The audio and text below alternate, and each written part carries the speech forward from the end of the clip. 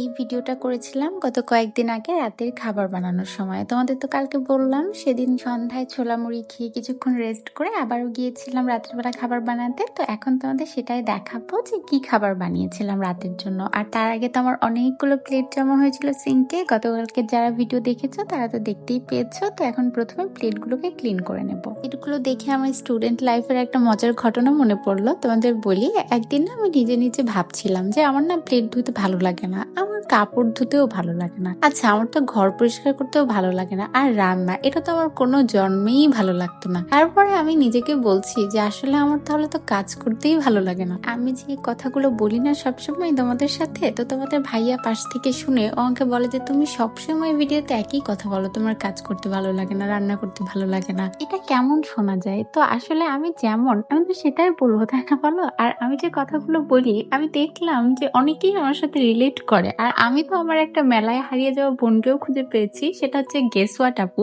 আপু আমার সাথে এত বেশি রিলেট করে, আমি কনফার্ম, বুঝছো? গেসওয়াট আপু নিজে তুমি আমার মেলায় হারিয়ে যাওয়া বড় বোন। দেখো আসল কথা হচ্ছে, ভালো লাগুক বা মন্দ লাগুক, নিজের সংসারের কাজ করতে হয়, করতে হচ্ছে, বাধ্য করছি, কিন্তু তার মানে এই না যে আমি যেমন আমি সেটা বলবো না। আমি যেমন শুরু থেকে আমার ভিডিওতে আমি নিজেকে সেভাবেই প্রেজেন্ট করেছি, আর ইনশাল্লাহ এইভাবেই থাকবো সব সময় যে কদিন আছি সোশ্যাল মিডিয়ায়। আর আরাম কার না পছন্দ বলো, সবারই আরাম ভালো লাগে, কিন্তু সময়ের সাথে সাথে আমাদেরকে পরিবর্তন হতে হয়, প্রয়োজনের তাগিদে আমাদের অনেক কাজই করতে হয়। যাকে সেসব কথা, দেখো গল্পে গল্পে আমার কিন্তু সবগুলো প্লেট ধোয়া হয়ে গেছে, সুন্দর করে ক্লিন করে নিয়েছি। এবার আসলাম খাবার বানাতে। আজকে রাতে আসলে আমি বানাবো ওটস ডিম, আর দুজনের জন্য 2 কাপ দুধ নিয়ে নেব, কিছুটা মুড়ি দিয়ে খেয়ে নেব। ঢাকায় আসার পর থেকেই আমি গরুর খাঁটি দুধটা কোথাওই দেখিনি। তো শুরুর দিকে তো আমাদের ওই প্যাকেটের লিকুইড দুধগুলো খাওয়া হতো, আর এখন ম্যাক্সিমাম গুঁড়া দুধটাই খাওয়া হয়। শুরুর দিকে অবশ্য ডিপ্লোমার প্যাকেটটা নেওয়া হতো, কিন্তু ইদানিং এত দাম বেড়েছে, মানে বাড়তে বাড়তে অনেকটাই বেড়ে গিয়েছে। তো আমি অল্টারনেটিভ কিছু খুঁজছিলাম, তো রিসেন্টলি